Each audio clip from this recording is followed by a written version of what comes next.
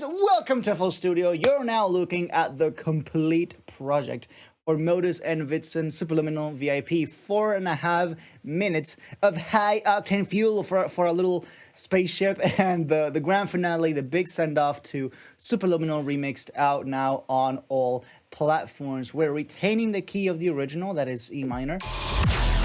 And we're retaining Des Ex Cheer. Wait, there's a remix compilation? Yep, there's a remix compilation. Wait, there's a remix compilation? We're retaining the key of the original in E minor, but we're breaking past terminal velocity. We're breaking past Irid's donation. Thank you so much. Show us the cowbell. Show us the cowbell. I'll show you the cowbell in due time. Not only are we retaining the key, but we're breaking past terminal velocity here by upping the tempo from 150 on the original to 172. And the reason why it's 172 is because that was the BPM of the first sketch that Vizzen sent me. That's right, I didn't start this track, at least not technically. I have been wanting to collab with my fellow Spaniard over here for a while, and we thought about what should we do with his sketch, which I received last year, a brand new track or a remix. And after we began work on Superluminal Remixed, organizing everything and choosing the artist for it, the little light bulb in my tiny little brain lit up and thought, hey, we can make a VIP with this, and that's exactly what we ended up doing. So that's why you see a lot of samples in this track. A lot of it is chopped stems and bounced sounds we exchanged during our collab process. We wanted to stay loyal to the compilation as well, so we subjected ourselves to the same deadline as everybody else. Safe to say, we made it just in time, and here is the proof. Here's the finished result. Disclaimer. I had to turn down the playlist resolution, the PPQ, significantly to reduce CPU usage because this project brings my current laptop to its knees. As you can see, the mixer is absolutely filled up. All 125 tracks FL allows, and it filled relatively quickly. I had to find a way to work on the second drop with no new mixer tracks left. So like this entire drop was made with the mixer already full. So yeah, if you're watching FL devs, we need an increase badly. It shouldn't be like this in 2023. The technology is there, but here we are. In any case, assuming you've already listened to the track and the compilation, if you haven't, the link's right below the stream. I'm gonna break this down as best I can in about 90 minutes, starting, of course, from the beginning.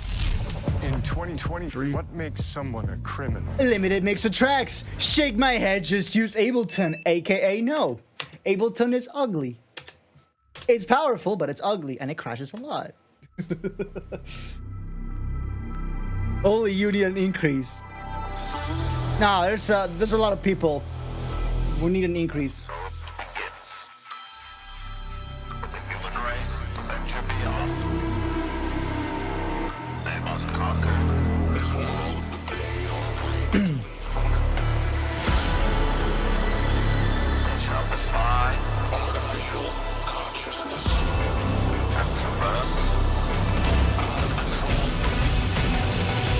Okay, so what did we just listen? What did we just see? Like, what just happened, right?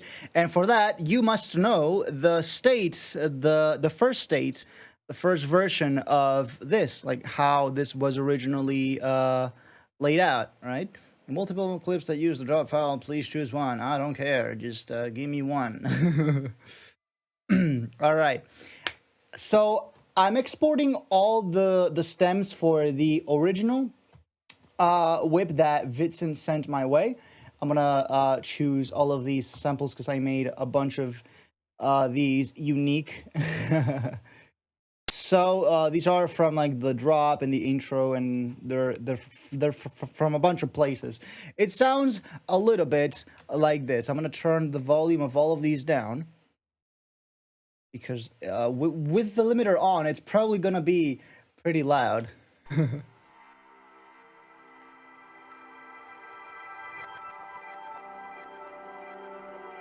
There should be a brass somewhere in there. There it is. So originally, as you can see, this piano section, the fade-in was twice as long. I shortened that.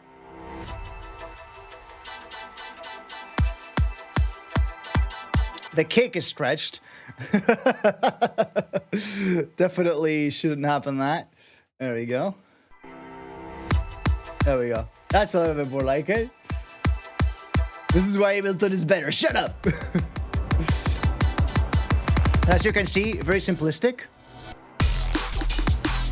Very simplistic. But the foundation is there. The idea is there. So this is what Vizzen sent my way, right?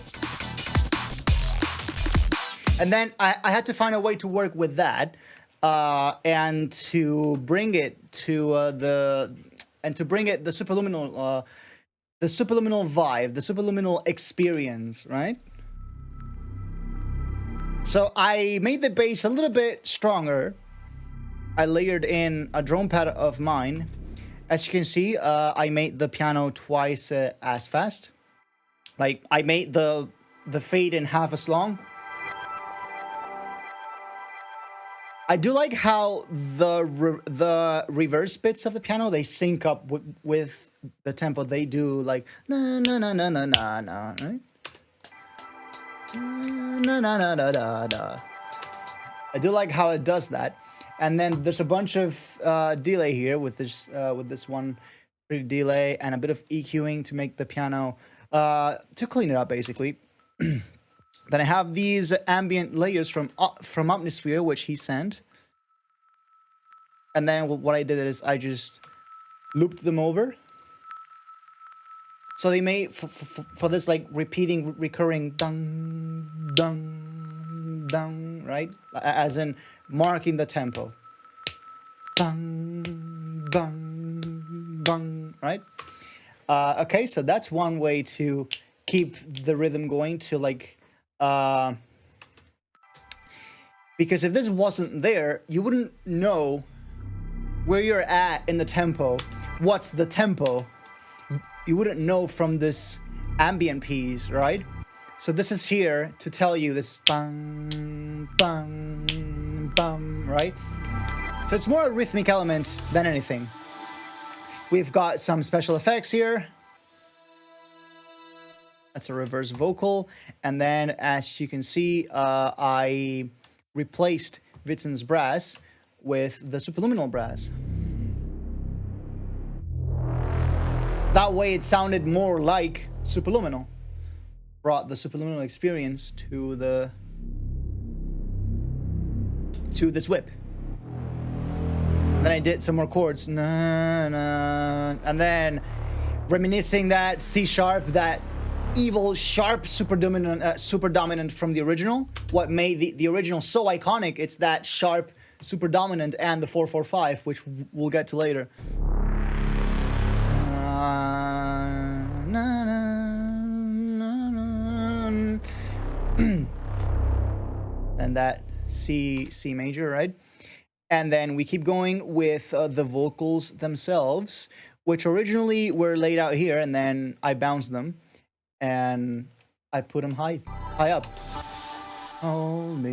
So I needed to resync them up to the tempo that we were working with.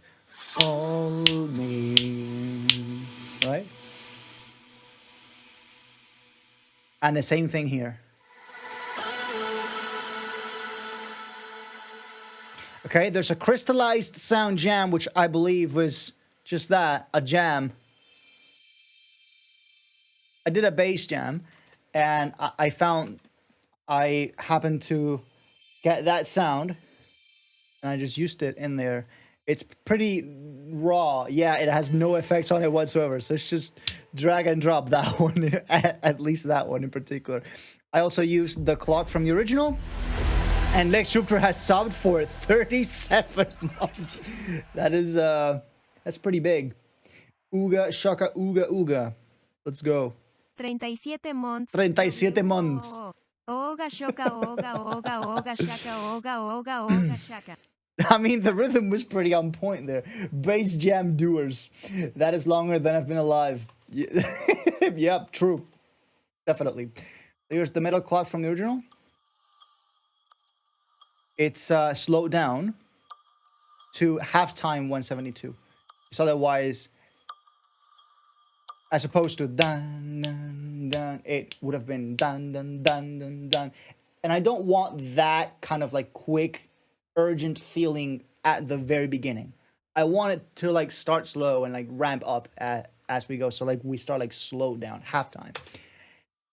We'll have time to like go like full time 4 on the floor later, right? And yeah, here there's a distorted drone here. This is super easy to do, actually. It's just a saw wave that's been low passed and then distorted. Makes for this like really organic, distorted lead, right? No, not that. That's the sub. Here's the drone. So without the reverb, as you can see, it's just a saw wave that's been low passed. And we have a massive destructor just full on all the way. And then I just, I cranked up the turbo on it. That's what gave it that like wet feeling. I had to clean it up some, had to take away some bass, because I didn't really want the bass from there too much, right?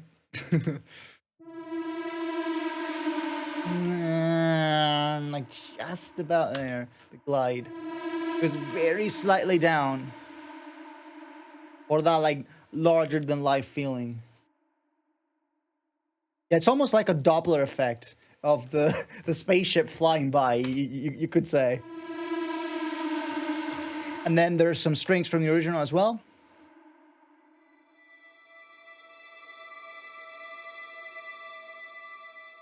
And there's the vocal samples from the original. And so it begins. I pitched them down The human race venture beyond. with manipulator in this case. They must conquer this world that they are free to leave from. And here, I found an opportunity to go back and forth between the original vocals of Superluminal and the vocals of the intro from the New York Protocol 6 ARG, the Countdown Chapter 2.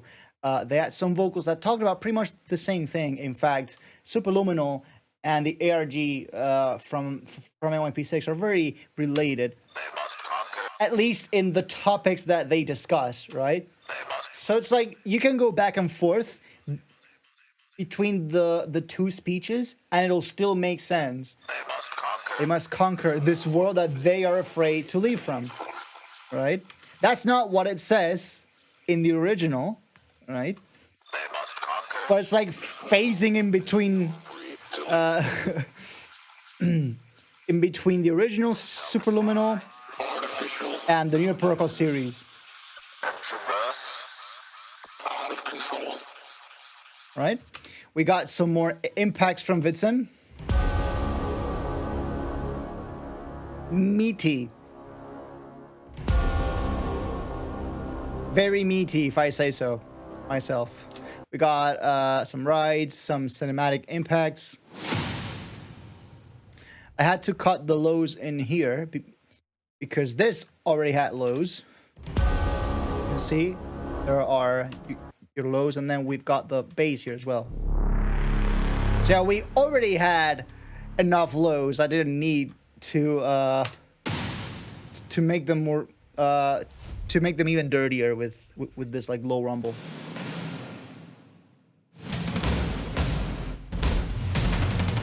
And eventually, as you can see, there's some reverb on the cinematic drums, and it's getting lower and lower. So it's going from full wet to full dry. So it's going from like being very far away. It's like getting more close to you, right? It's... Did someone say rumble? Hear the rumble, yeah. Some more sounds from the original. Here, I used a lower octave. And then a higher one. That's that's a full 2 octaves higher. And the reason this worked is because of the new Stretch Pro algorithm. If I used the regular Stretch one, That's a lot of high end. I don't think I want that. So this was a lot more tame and a lot more usable. So yeah, I went with that.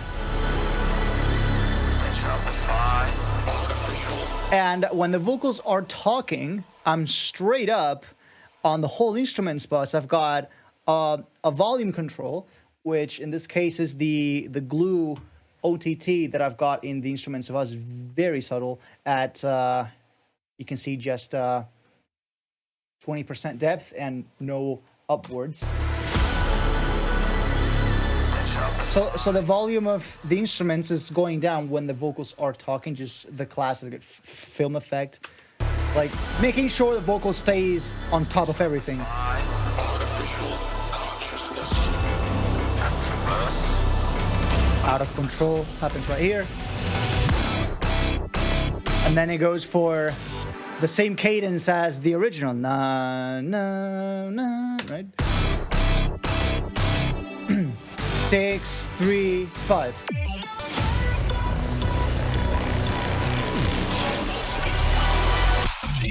So there's a bunch of sounds that will eventually be used in the drop here, like this Reese, which will be used in the build-up. We'll get to that. There's some chopped, crystallized sounds. And then this is from Ultranova, I believe. There's some Kara vocals.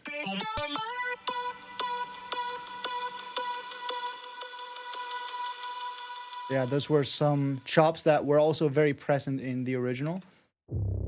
Here's Vizzen's Reese that would eventually be used in the drop.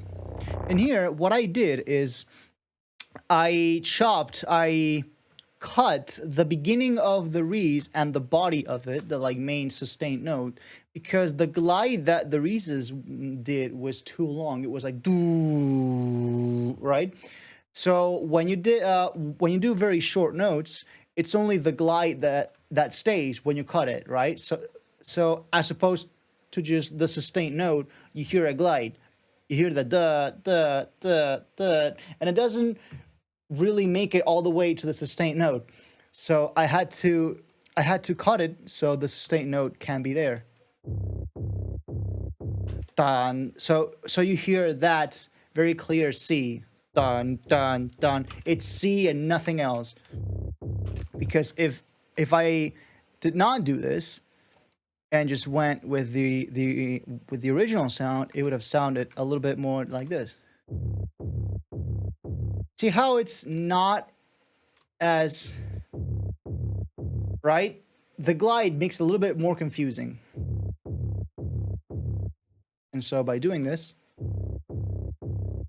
we make sure that C is more stable.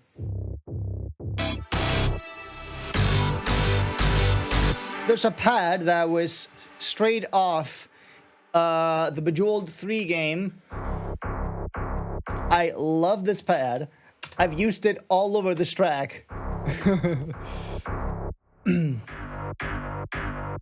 It's awesome. And then vocals from the original. Some spectral gates, super stabs. I just took the stabs from the original and I ran it through a spectral gate, and then I bounced them. The spectral gate looks a little bit like this. It's basically a plugin that you can set a threshold for the spectral harmonics, and it'll get filtered and do this kind of stuff. See that?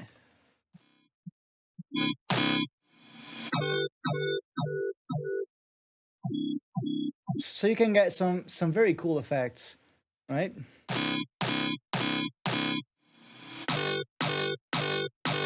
And then I did some supersaws. These were just being filtered in. And the same goes for this pat from Vizzen. And then there's a sub bass. Obligatory AU5 zap. And then this Buildup, which has that same like 5-1 cadence from the original. It has these new, brand new vocals, warp speed achieved. So I made this with some text-to-speech. This is actually the same method that I use to do the near-parochial vocals. I just take a text-to-speech algorithm, I run it through a Vocodex, then a manipulator, and then I added these layers to make it sound a little bit more like PC, like, I don't know, more like virtual, I don't know, more machine-like.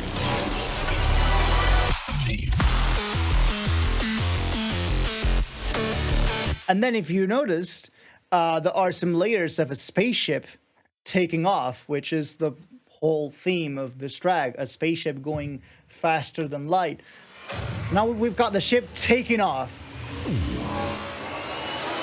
So I have both just like straight up noise sounds from an engine.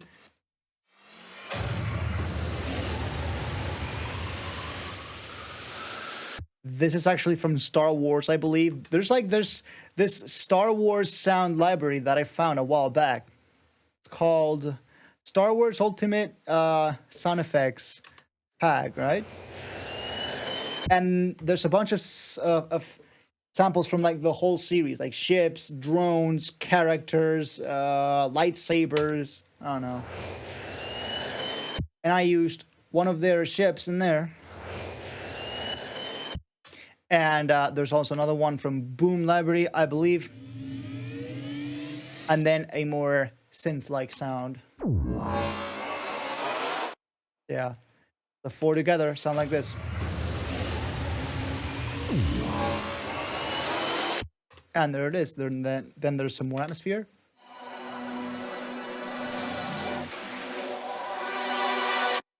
Which sounds pretty nice. This is the same cinematic pad from the original, just repitched up to B, sorry. And we've got an uplifter and then some atmosphere.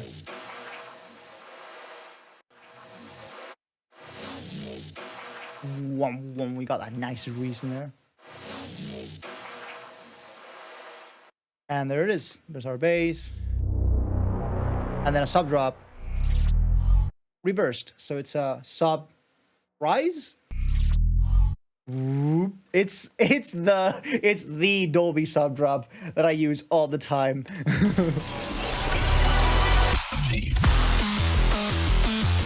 All right, we arrive at the main buildup.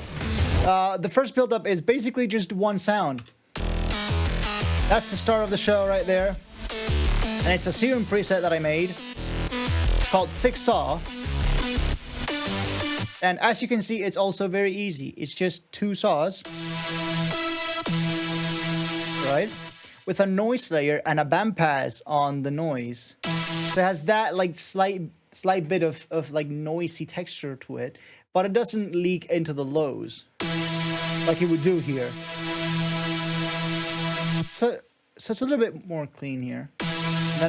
And then I've got a hyperdimension module and a compressor. Make it just that much beefier. And then I've got a bunch of processing on the mixer side. I've got an all-pass phase, which is basically free disperser. I've got a destructor, full on.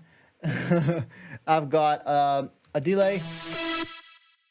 There is that tiny little bit of delay. It's very quiet and it has very little feedback. And then there's a Pro R. Again, very, very short. It's just to give the sound a little bit more body, right? And then there's an imager to mono out the lows, because originally they were very stereo, so I had to control them. I had to bring them under control. And this is basically a dynamic bass boost, if you will. This is being automated. So whenever I need the bass in here, as you can see, it's being turned up. And when I need to do it, when there's going to be another synth, like say these, or the cinematic drums, which have low end as well, I need to turn down the low end of the synth to make sure that it doesn't clip.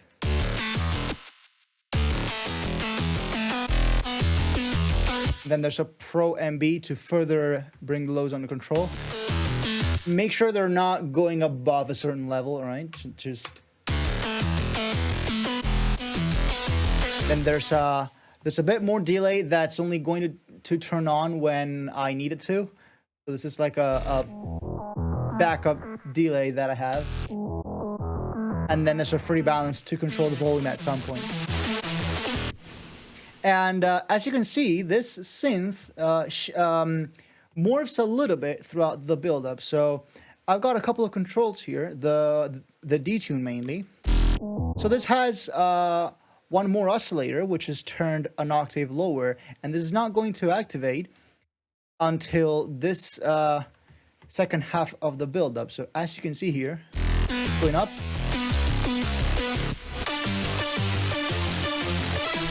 And we start to hear that higher octave of the sound.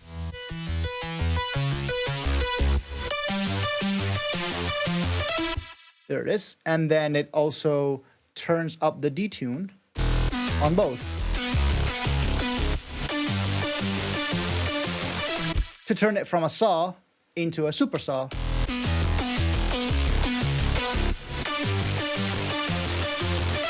This automation is happening here. Unison detune and the volume of the B oscillator. Oscillator B, FM from B. That's so sick. Thank you. All right, we've got the Bejeweled Pat once more. Bow, ba, bow. That like short note was very important. Bow, ba, bow. Right. We've got a brass octave rip. And then I ran out of tracks, so what I had to do was just I made this unique, and I repitched it up an octave with Stretch Pro. The result was actually pretty convincing. Like if you look at it, it sounds pretty convincing. Like it doesn't sound fully unrealistic. So yeah, we've got both to make it a little bit more powerful. And then there's an acid bass. This was a viewer suggestion, by the way. That there was a stream where we were working on this, and somebody suggested that we add some acid bass, and we did. I believe it's gonna show up later on in the track. I don't know actually. Maybe it's just there. For this, I use transistor bass. There's a preset called Raw, and I've automated the cutoff and the resonance here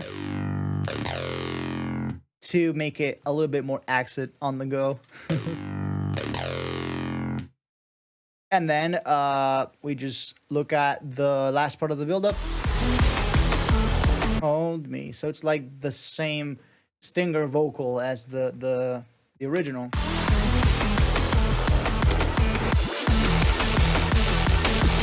And here I'm already using the build-up to tease the incoming drop.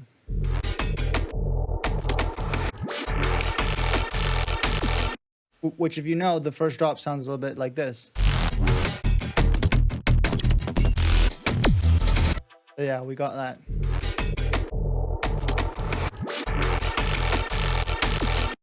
All right.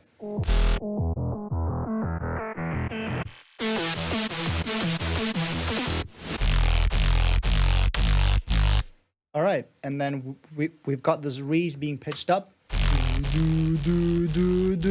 Same goes for this complementary rees.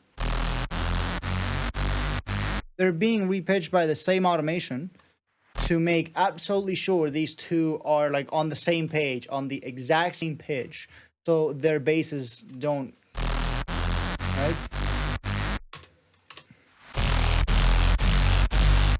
So they're absolutely in sync when it comes to pitch. Then there's a Razor Riser from Agent's Astro sample pack. This one in particular. Which, yeah, sounds a lot like a spaceship taking off. And then if you add that to the siren here from Ultranova or Supernova? I don't even know at this point. And we get to the drums. For the record, this kick and snare are both made by Vizzen. On the second half of the song, I switched to my own drums. But yeah, for the whole first half, these are all Vizzen's drums. In fact, without Vizzen, this whole first part would not work, as we just saw with the stems that had all the foundation for this. His help was instrumental in the making of the song for real.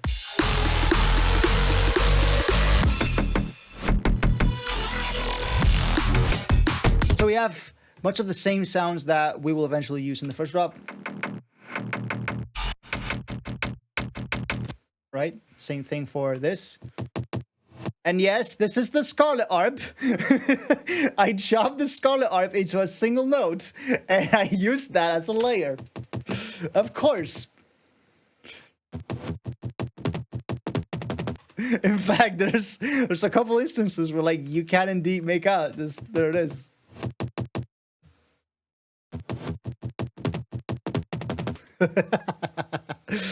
And then we've got the vocal fade-ins, right? We've got this. Who run away?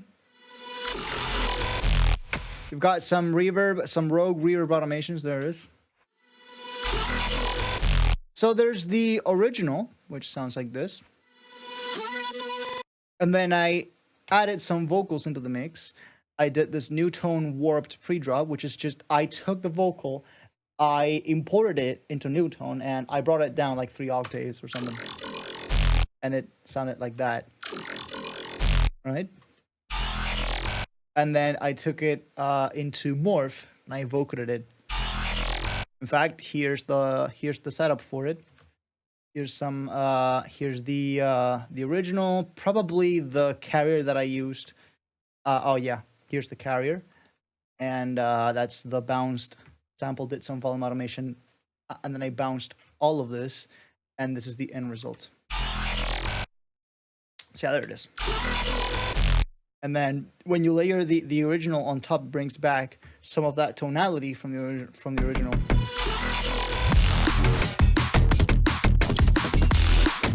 So we arrive at the first drop. So yeah, I took many of Vizzen's ideas and I tried to give them a bit of a spin. So you'll see a lot of his sounds being used here. There's his neuro bass, and there's his other neuro rees. But in this case, as opposed to instead of using it as a sustain, I rechopped it. I made it very short and used it as a stab instead. Some fills of his as well. Scarlet Arp, which I layered myself here. And then here's this layer. If you recall, this is from Color Base Pre-Save Sample Pack Volume 3. This is Chime's a series of metallic events. So I retimed this so it would be like on time with the song, and I inserted a frequency shifter on it. And it sounded like that. And then I believe I inserted a crowd chamber on it to make it slightly more metallic. So that's why it says even more metallic events. Why am I only just noticing your shirt? Brand new merch. There it is. You can't handle the truth. It's a cartoony protocol. You can access it by going to shop.imot.us. Brand new shop. New clothing, new designs, and there's stickers too, so go get those. Paul Shield bonus. There's some more layers. This is a single oscillator growl from back in the day, Supernova, I believe this is. The original sounds a little bit like this. In fact, it sounds nothing like that. The original sounds a little more so like this. I reversed it, and then I low passed it. I did an EQ for it to accentuate that area of the spectrum, which then, when routed through the distortion, made for some very cool resonant effects. So this is without the distortion. As you can see, you can hear that range in there. Whoop. And then when you run it through the distortion, it gains all that like just DMB Reese feel. Wow. All right. And then with the sub, meaty sub. This is from Disperse Saws. So I reversed the sound. This is also from a Modus sample pack. And I used the subtail. That's a meaty sub in there. I used the Psytrance plug from my Dragonfly remix. Reverb? There it is. So yeah, I used the Psytrance plug that I made for the Dragonfly remix for U5. Let me see if I can find it. Where is it? Dragon Sigh? There it is. Dragon Sigh, that's what I called it. Very original name. As you can see, it's more saw wave goodness. Right? I just did a very slight pitch curve. Very, very short. And then I did a low pass here. That's being automated to the envelope here, I believe. Or to this LFO, I don't even remember. Yeah, the point is that it starts all the way up and then it just goes down, right? And that's what makes the like Psytrance stab effect. And then with the compressor on top, right? You then add an EQ to remove the bottom end and some of the top end, which has some like pops in there that I don't want and or need. A little bit of distortion to stabilize the like volume, just being used as a clipper more than anything. Tiny bit of very, very short reverb to give it a bit more like stereo body without it. See that? And then there's an OTT. And then another EQ to bring back some of the treble in there. And there it is. Without the sidechain, the whole instrument's bus sound a little bit like this.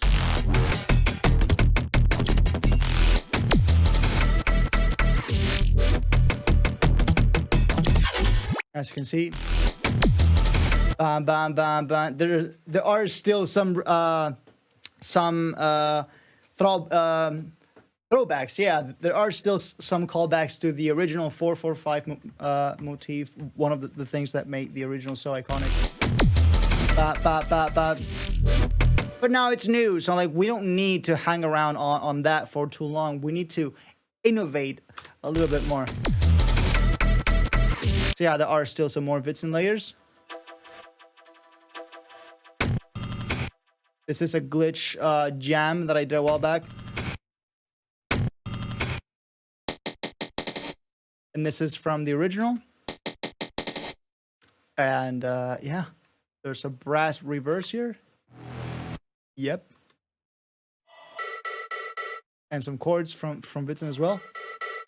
And some Reese's. And some vocal chops from the original.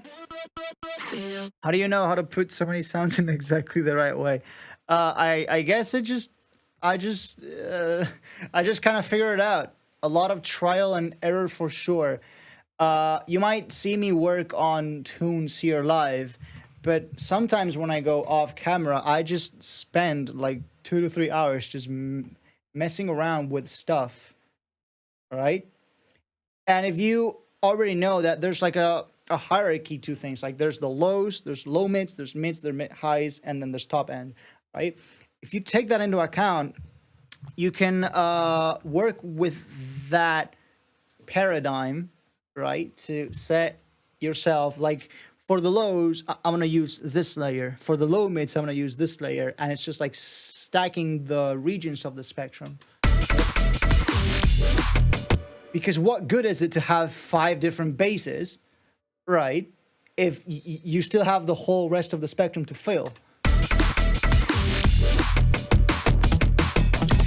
And the sidechain is off. And then I did this. This is basically a skybreak base, as you can see. But then I used a little bit of resonator on it. When it is off, it sounds like this. And then I turn it on in this one in particular. It has that like E sus2 7 chord thing. Na na na na na, right?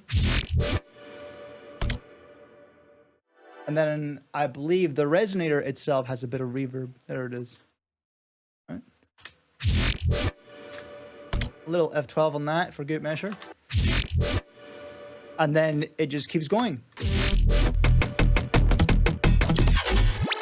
The Apache reeds from the original. Bada boom. Then I have a reverse zap. Bow, bow, bow, bow. The same theme as here in the build-up. Now it's just in drop form.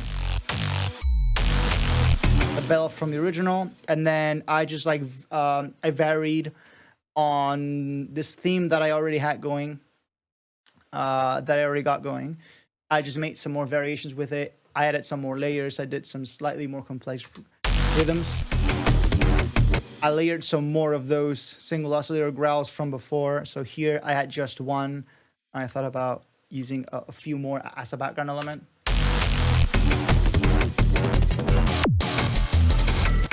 Some of the super stabs from the original.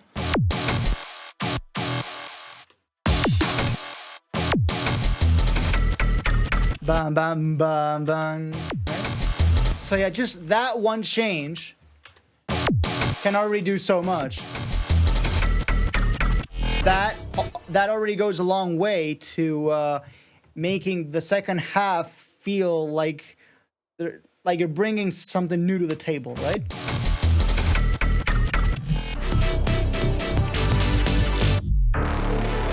And here I'm doing that like 6-3-7 cadence. So in the original, you might have noticed, you listen to the original. Let me see. It's modus superluminal.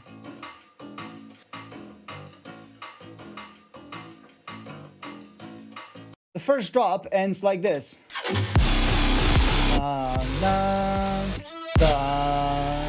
It has that like C major, G major, D major cadence, right?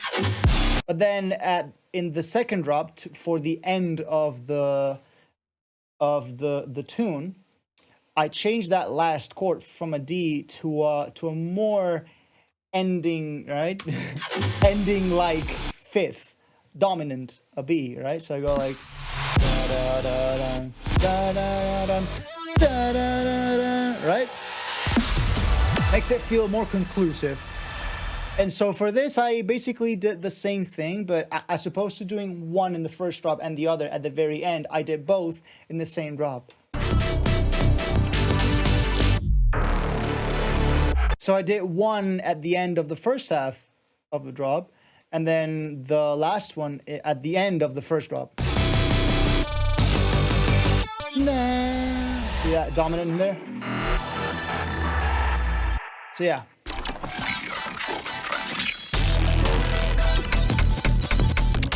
We arrive at the second half of the first drop. I fit the "We Are Controlling Transmission" vocal in there. And then I bounced this whole thing into just one sample, and I high-passed it. Actually, no, I high-passed the original Vizzen drop. And as you can see, I'm gradually taking the high pass out. There is going down. And there's some more growls. I layered the main growl here with the same growl, but like on a tape stop. Right?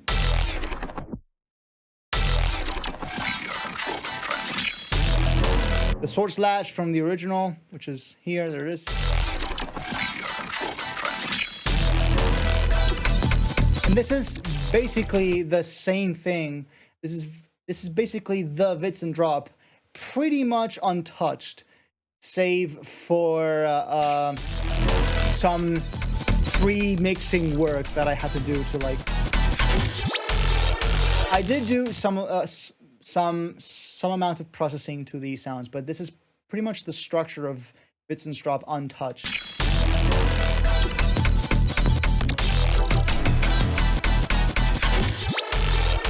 And then it goes back to the rees building up, so we can transition back. And this is just like a final ending build-up phase. Hold me. Oh yeah, we have the Otama lifter in here. It is useful after all. You have his rees, his other rees. Well, these are actually color bass samples. Some more color bass samples. There it is. This is an atmosphere from the original. So more color bass from Vizzen. And then the metallic events from the very start of the drop. Right?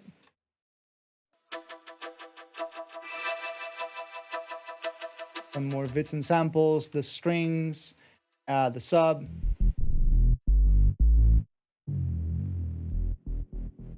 And then this just has an endless smile on the whole thing, just building up, reverbing everything. And then it eventually all just cuts, right? Cadence. I did a lot of chopping here. This took a while. So I took this entire drop and I bathed it in Glitch 2. I did some random patterns on Glitch 2, right? And then I bounced all of it and I chopped it manually even further, and then I got this.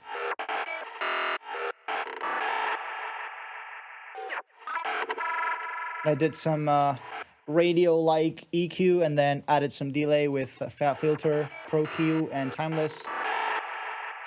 Without the effects, it sounds a little bit like this.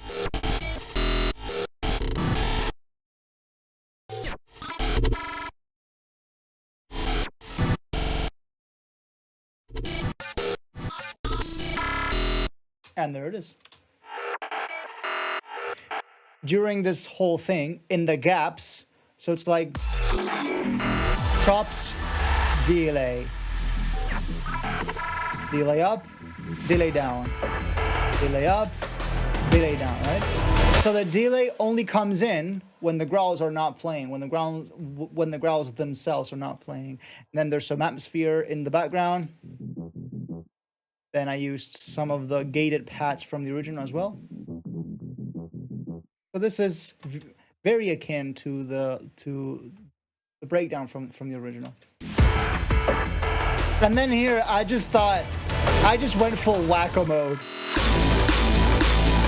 In fact, this part is much louder than anything else in the project because I was working on this pretty much on isolation. I didn't, and for the entirety of the process of me making this, I didn't really care to go back to the first job and check what loudness that was on because I thought I'm just gonna fix that in the mixing stage anyway.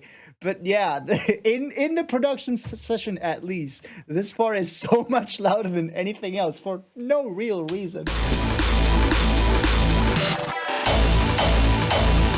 So yeah, I did end up reusing the Axie bass. I recorded a cello. Make it a tiny bit of cinematic in there. Choir. Same goes for vocals. the pads. This is from Vizzen, and this is a rhythmic ARP. This is from a modus pack. I believe it's Ultranova as well. And there's some fills, which come from the same bus as before, right? And then the drums. Yes, those famous drums.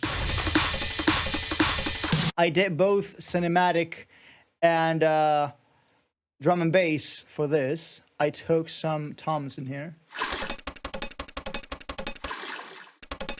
Added some Foley. Right? There's some crashes and some rides. There it is. And then there's some DMB breaks, I believe.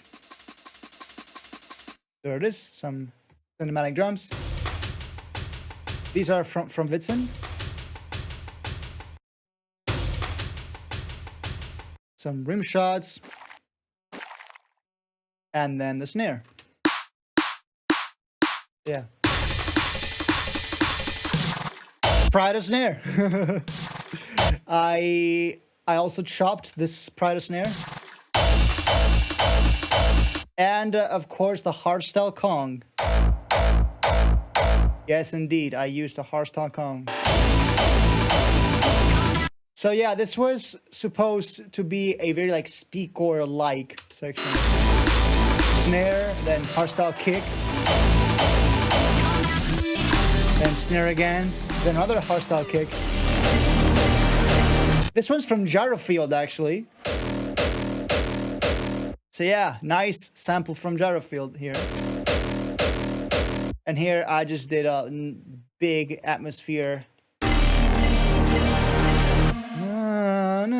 This is the same distorted drum from the intro. And yeah, I did that E and then E flat. E flat with a major seventh. Na na na na.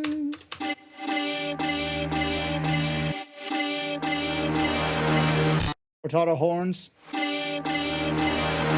Octave bass. Super saws. And the distorted drone just adds this like dark, mysterious vibe to it. So cool. It just sounds evil. And then I did this ultra pad.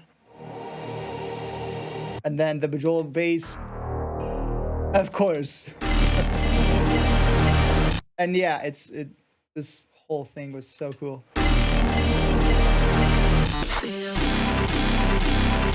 Some glitches here. I don't even know where these are from, actually. These are from, let's find out. Glitch with friends. All right. I figured, actually. That's the original. And I chopped this up. And I bridged that into the field vocal thing. Same exact thing, the same cadence, C major, D, C major, G major, D major. Da, da, da, da. Da, da, da, da. Da, da, da, da. Right? So essentially, I'm recreating the thing from the pre-build-up. But now it sounds slightly more tense, right? Here. Same thing, and then instead of ending on the dominant, it ends on that subtonic. And then I high pass this whole thing. I bounced this entire thing, and I high passed it. And as you can see, the high pass is going to eventually open up. Right? This is a Vizzen sample. And this is cool because the melody here is na na na. That's it. It's those three notes that are going to repeat, right? Na na da da da da da da da da da da da. And then here I thought about resampling this. So I added like a chop glitch effect where like the first time that I glitched it, it was on the G. So it's like G, F sharp, D, that melody, right? The first time that I glitched it was on that G. Then the second time it was on the F sharp, and then this one on the D. So it followed the same order as those three notes. Na, na, na.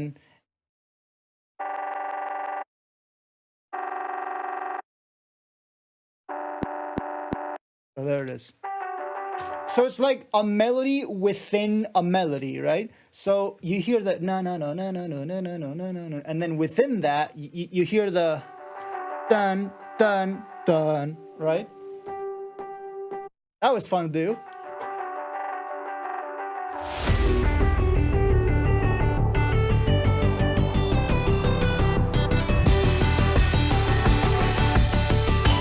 Let's enable the sidechain again.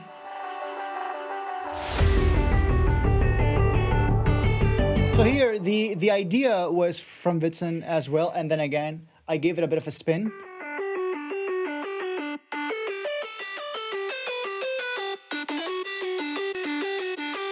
So I changed a bunch of notes in the melody. And I gave the progression a spin. I did the very basic na na na na, one tonic, subtonic, median, regular super dominant, and then same thing, but this time. So like on the first one, right? And then the second time it's the same thing. But then the super dominant becomes sharp. So it eventually evolves into the original sharp super dominant form. The first time it's a regular C and then it's a sharp C. Regular super dominant, sharp super dominant.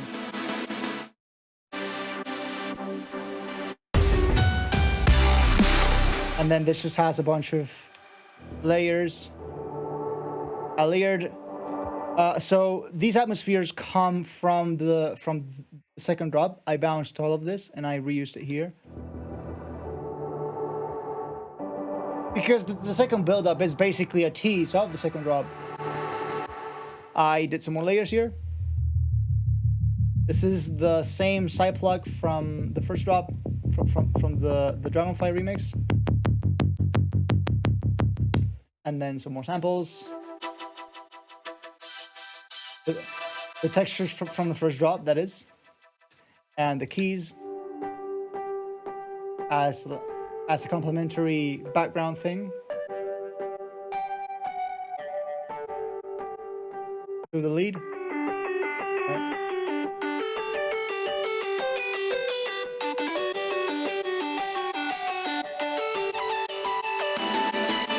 And then the chords are going to shape the whole context of the song, of this section.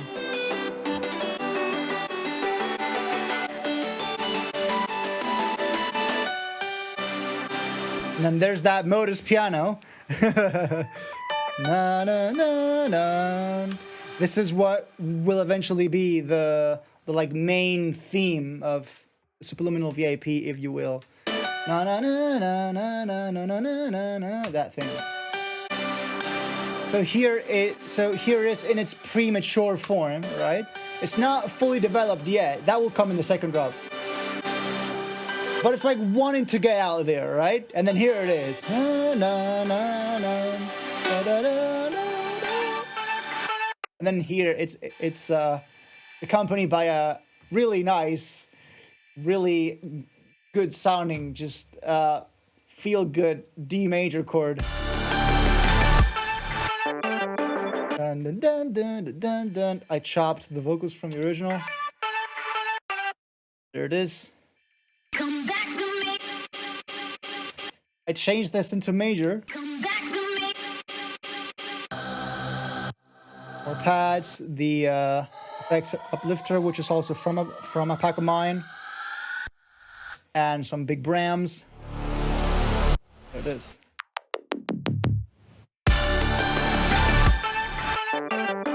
And here it is, the big one, the big second drop.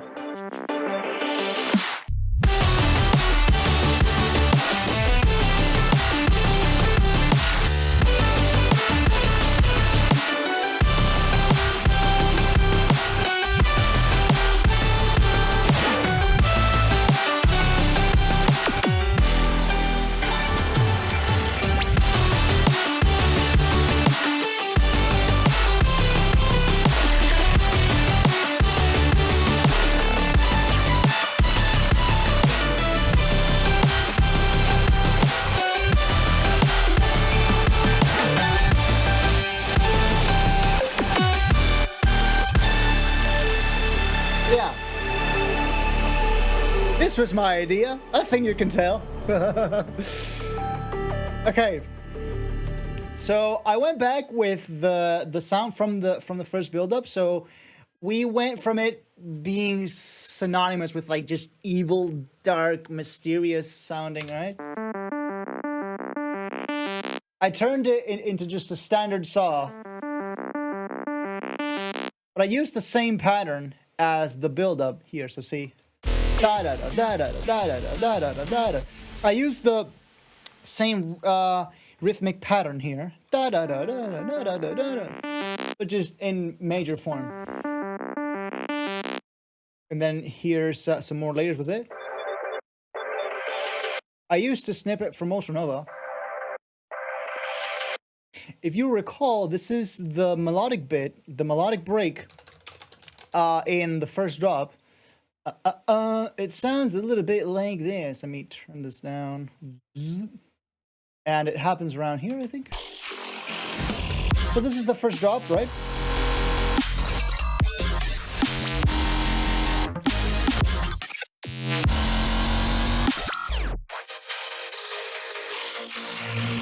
I took that and I pitched it back down to E, which is the key that we're working on here, that we're working with here.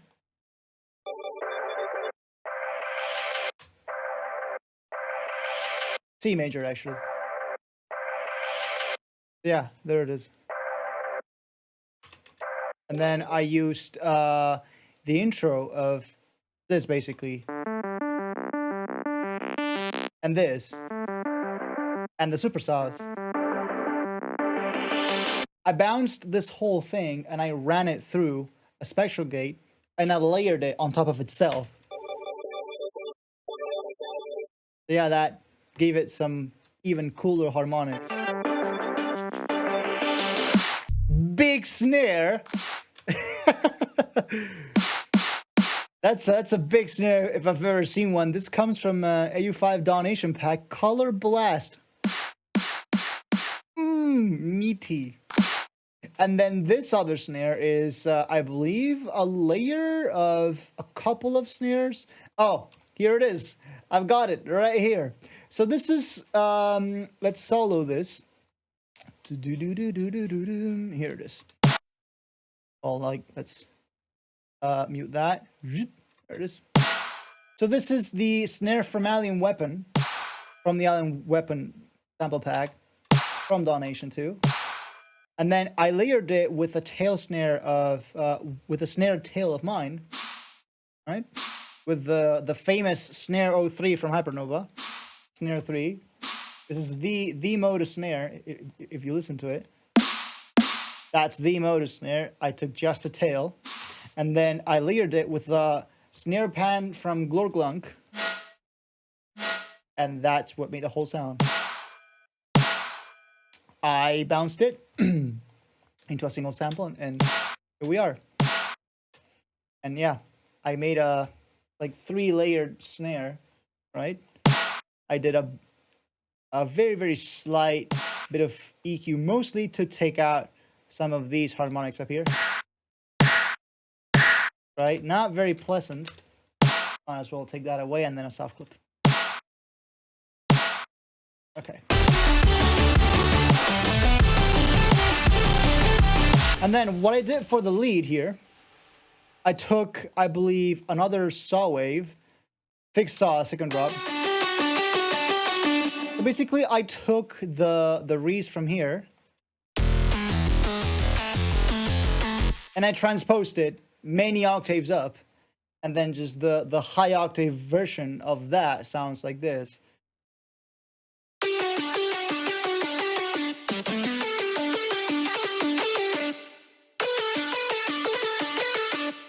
So there's that.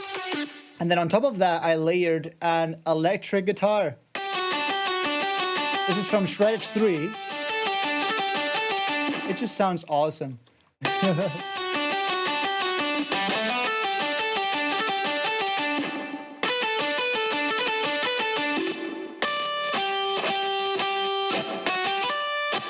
By itself, the solo, the guitar sounds like this.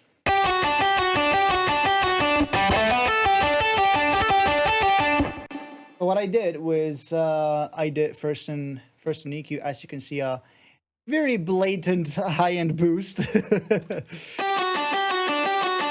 That already brought it a long way to where I wanted it to be. In case you're wondering, the preset that I used for this in Shreddage, it's called a Metal Lead 1, I believe. It's where is it? Could be here somewhere. Not here for some reason. It's not showing up the menu, but yeah, there's a bunch of presets, right? The preset's called Metal Lead 1. I don't know why the menu's not showing up there, but yeah, Metal Lead 1. It's basically the Doom sound, right? It's the same preset that I used for the bass guitar in the Countdown Chapter 4 in the song Bringer of Light from the soundtrack. Then I used an OTT to glue some of those frequencies together and make it really meaty, you know? Hey, Cosby, what's up? I destructed it. I destroyed it. A bit more distortion in there. Because it's supposed to be a very distorted sound, so might as well. I soothed some of these like high frequencies. All right. And then I did a little bit of Pro R, once again, very short to give it just a little bit more body and like more stereo. So here is without, and then I'm gonna turn it on. It's very, very slight, but it's there. And from here, the lead starts to diversify, and each layer plays different notes, right? So here, there's a new layer that's the piano. I need to unmute everything else. There is. So only the piano is gonna play these notes, and then there's another one here somewhere. Lead mono vibrato, which sounds a little something like this. This is a Citrus preset.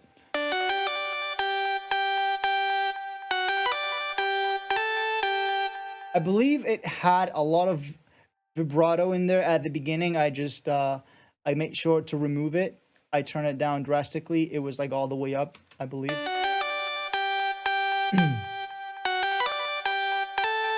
Did some add-on notes. Dun, dun, dun, dun, dun, dun, dun. That really spices up the melody as opposed to just being simple notes.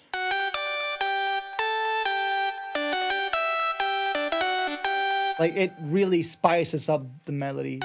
It adds a lot of character to it. It adds more personality to the melody. Sounds like a Celtic violin when bypassed. So yeah, that with the guitar solo, with the guitar here. And then the thick saw, it's not actually there in this instance. And then we've got the piano at the same time.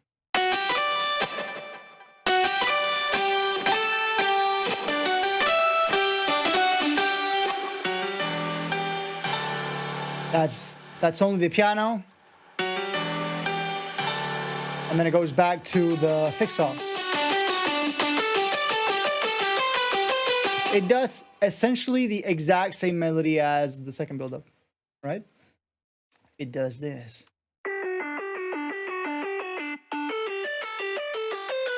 And the exact same chords as well.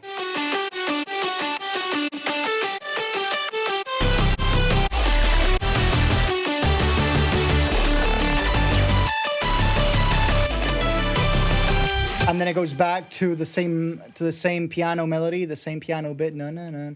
The thing is, here it starts with na na na na na, and then there's a small variation here that goes na na na na na, and then there's this other thing. That's not there in the second variation. Because the piano is playing something else. Piano is playing this this other line. Let's see.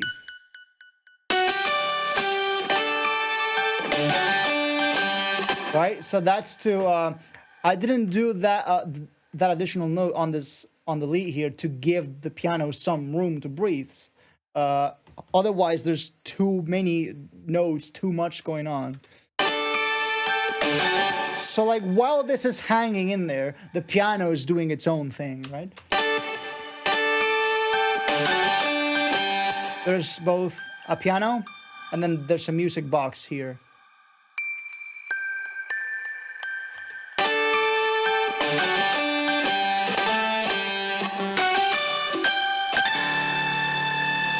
The guitar goes an octave lower.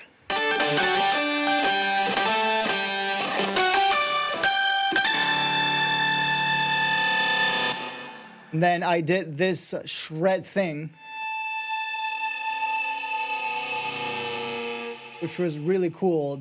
So this is an effect that you can do within shreddage. Just I triggered it, and I bounced it, and I gave it a bunch of reverb. And for these notes here, dun, dun, dun, I did the chords accordingly. So like the melody is going up and the chords are going down. So the melody is doing dun, dun, dun. The chords are doing dun, dun, dun.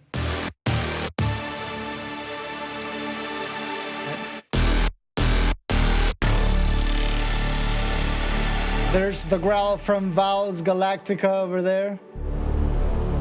And a Bram and a timpani in here. Let's get to some of these layers because I haven't covered them.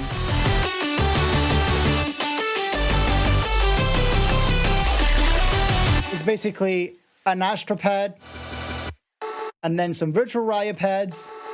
Yes, these are from the 84-year-old virtual riot Atmos pad. I'm still using that pack, but yeah. And then there's some more here. Another Astro layer. Some super saws. A Razor layer. This is a Bram. An Agent Rees, Growl, sorry. Then a Modus Rees. The Dragon Sigh. And an AU5 bass. And just the sub bass then. Yeah. When you stack the layers, it sounds a little something like this.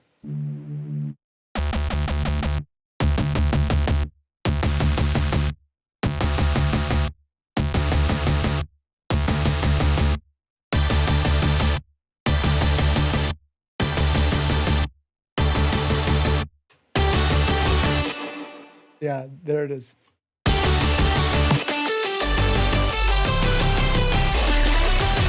And then, so around the time that I was making this drop, there's a little AU5 donation pack that came out. It was called Growlzilla. And I thought, hey, this saves a lot of time. Let's use some of these growls as fillers. So there they are. I did some filtering on them and some more delay effects. And yeah, some EQing, some delay here. You can see I retimed some of these as well. And this one as well. This one's originally in G. I just, I pitched it down. Yeah.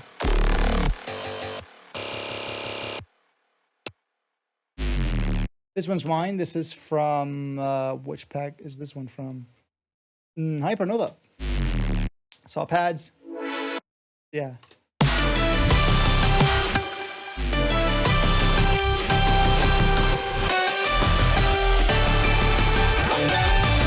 Some slowed down color ARPs. So originally these sound a little bit something like this. There it is. I pitched it up. There it is.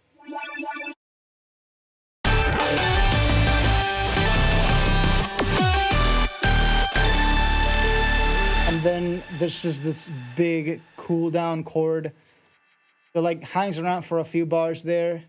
It's just like, we've already done all of our work. Let's just take a moment to look back at all the stars, at everything we've seen in our journey. Because remember, this is like a journey on a spaceship, right? So it's like, let's take a moment to breathe in this view, look back at the stars. Like, we've traveled so far, right? And it's basically the exact same melody here. Na na na na na na.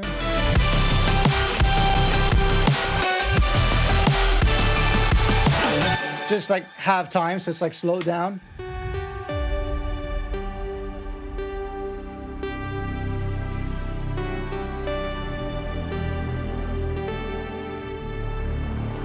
Sharp, super dominant, reminder of the original. And then there's a bunch of sounds from the intro as well. The same piano, the same reverse piano.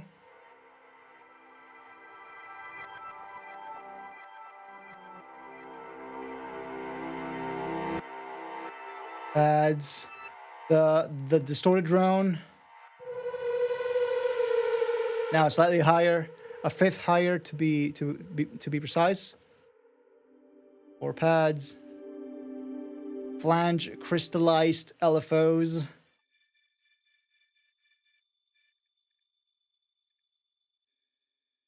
I originally intended for there to be this vocal here, right? But as you can see, I thought, hey, we're at the outro. Like, there's nothing else after this, so like, why bother with the vocals, right? The vocals bring a sense of urgency, right? That wasn't really there, so like, it's just, let's go full ambient, right? And just relax, calm down.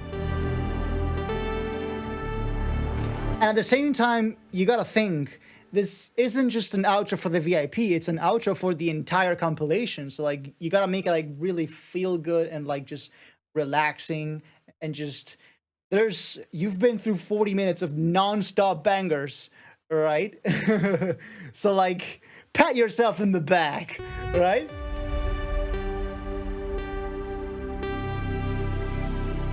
You deserve it. And now, it's time to pack our bags, land the spaceship, and go home, right? The Superluminal arc is now complete. and that's what I tried to convey with this.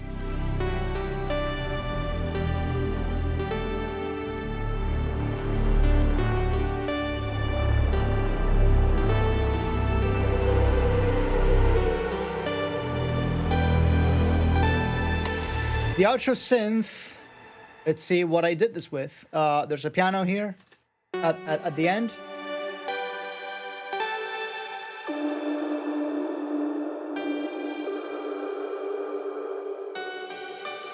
But before that piano,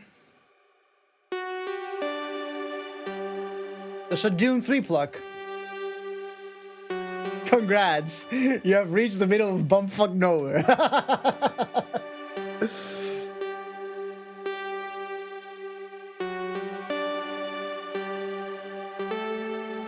That's like 2 octaves. And then I bass this and just tons of reverb.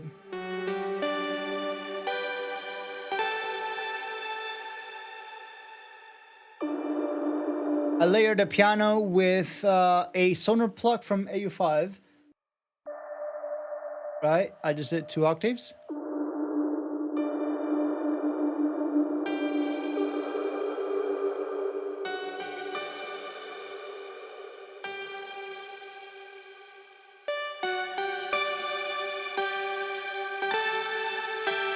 Oh, this is you just noticed this, right? That one random clip at the end of the project. This is, I believe, just some layers that I had going there.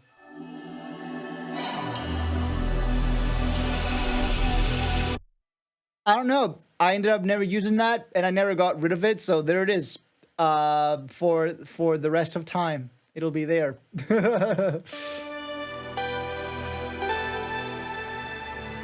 Right? So yeah, there's much of the same samples as the intro. So for example, here we've got these distorted signs from the original as well. But now they're doing... Right? And then if we had the spaceship taking off sounds from here...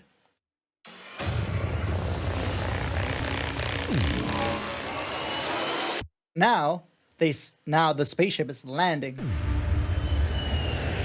So it's basically the same sounds but in reverse, right? So we have completed this song's arc, right? We went all the way from taking off, the whole journey, and then landing. Right? Introduction, mid-section, right? Just the exposition, the rising tension, and then the crisis, the climax, and the outcome.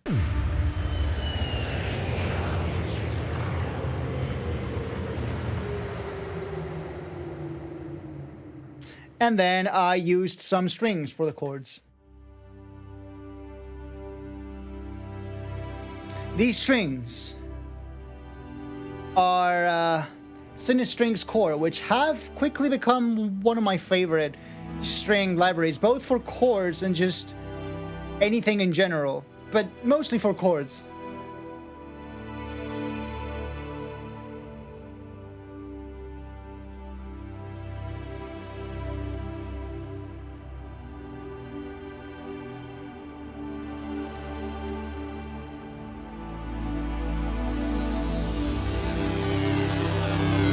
And that's the ending, right? Show us the row cowbell. All right. I'm gonna show you the row cowbell. All right. You asked for it. You asked for it. There it is. It's literally called that way. It's called row cowbell. There it is. Happy now? There, I showed you the cowbell. Happy now? All right. Now that we have that out of the way, let's keep going with the outro. Na, na, na. And then we have this like big cadence, this big, right? Final section. And in 2023, road cowbell makes you a criminal. I can now die in peace. All right. So yeah, we have just this one final send-off melody. Shout out to the road cowbell.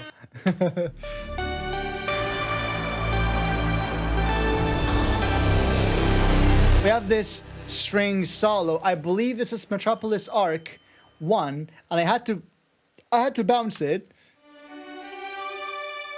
because the CPU was getting pretty limited.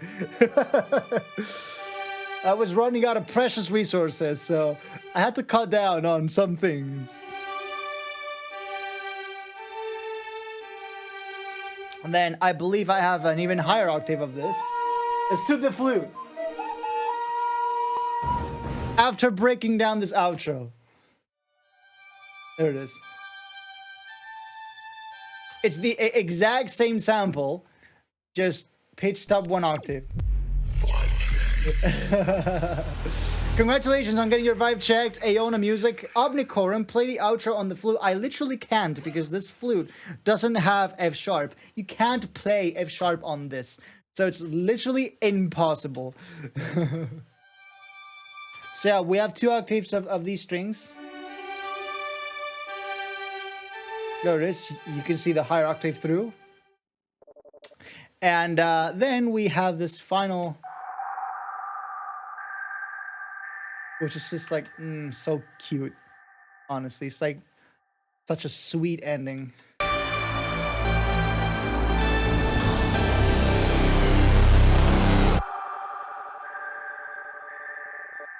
Right?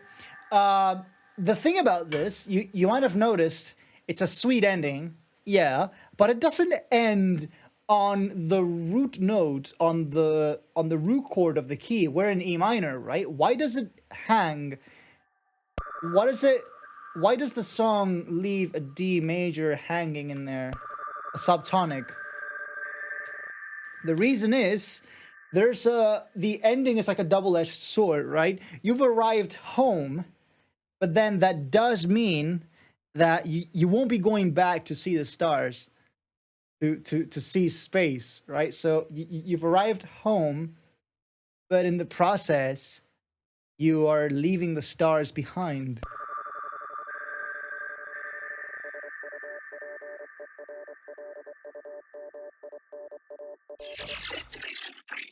There's some glitches, and then the vocal destination reached. Yeah. And then there's this, which I had the idea for pretty early on to end with a Morse code. What does it actually mean? I will leave you guys to decipher it. So yeah, mid-year modus ARG. Let's go. I'll leave it up to you guys to decode this message. Destination reached. And that is pretty much the entirety of Superluminal Remixed. Alright, I believe we are ready to move on to the mastering project. So there's not a whole lot going on that's like new, really. All there is to see is just my standard, box standard mix and master chain, but thought I covered it just in case. Anyway, Superluminal, that's just that's just complicated. That's literally the first time I noticed. I've always read it as Superluminal, the game. Why would I make a song about a game? Well, I mean, to be fair, I did make 2077. My body is a luminal construct with mass.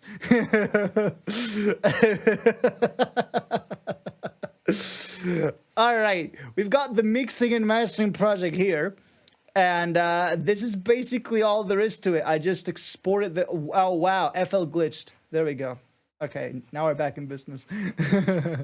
I exported the whole thing into group stems, as I usually do. And as I've showed you guys, this is my method of mixing and mastering. So this assumes I've already done some amount of processing on the sounds, that I have done the preliminary work, and this is just tuning up some things to bring it that 2% of the way that it needs to like achieve at least close to perfection, right? So what I did here is I exported the whole sub bus in one channel, the instruments on another. So that's the instruments without the sub. The kick only. The snare only. The hats only. The crashes only. And then other percussions, right?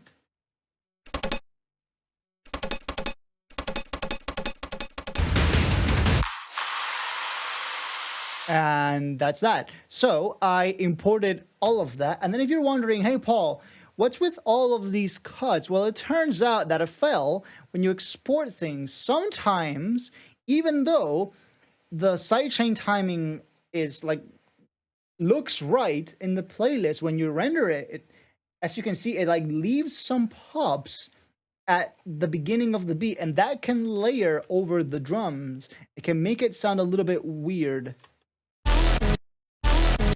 So there's that, or as you can see, there's a bit of a pop at the beginning, right? And then I went ahead and I looked for every single instance of this happening. Yeah, this is a little bit tedious, but this is just this is this is the job of, this is what you need to do to bring it that right, to bring it that extra bit of the way that you need to be just perfect, just right. Yeah, I saw every instance where this happened, and I just did a very, very short fade in, so the pop was essentially gone. And then I did the same with the hats, where this happened the most, and the crashes, right? I did this with the crashes at some points, and then with other percussions, as you can see here. Even though there's a sidechain trigger here, some of the signals still got through, so I have to address that, and I did. So it sounds like just perfect, absolutely time perfect sidechain. You can literally automate that. That's what I did in the production project. But the timing just isn't right. In fact, that's something that the FL devs are saying they're working on, which is they're working on having their PDC, their plugin delay compensation, and their automation timing just right, because right now they're having some issues with it, and they've acknowledged it, and they're working on it. In the meantime, this is how it this is how it goes. So yeah, I did that. I did some volume adjustments where needed. So there were some kicks, some snares that were just too loud. Mainly in the breakdown that I just explained was much louder than the rest, right?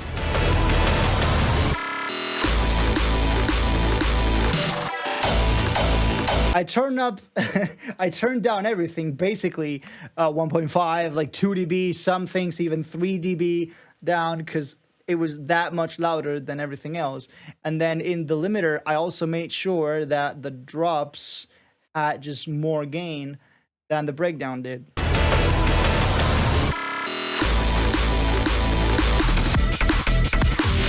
So now it's all balanced. And then apart from the editing, on the sub, I basically did an imager to make absolutely sure that there was still just a little tiny bit of stereo in there, but not too much.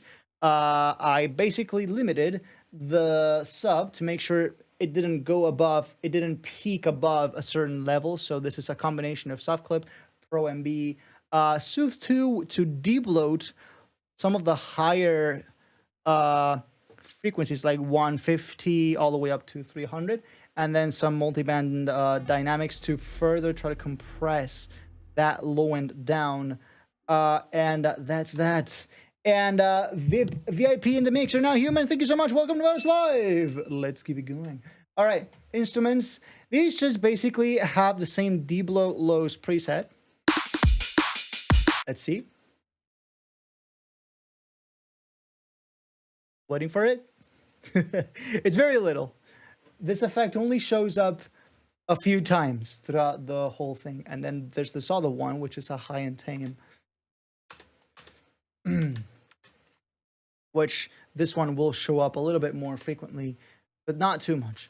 And then there's the kick, there's the snare, there's the crash, which I did do some Pro MB on to turn down this 7K range. And then this EQ here on the mids, and just a tiny bit of, let's solo this.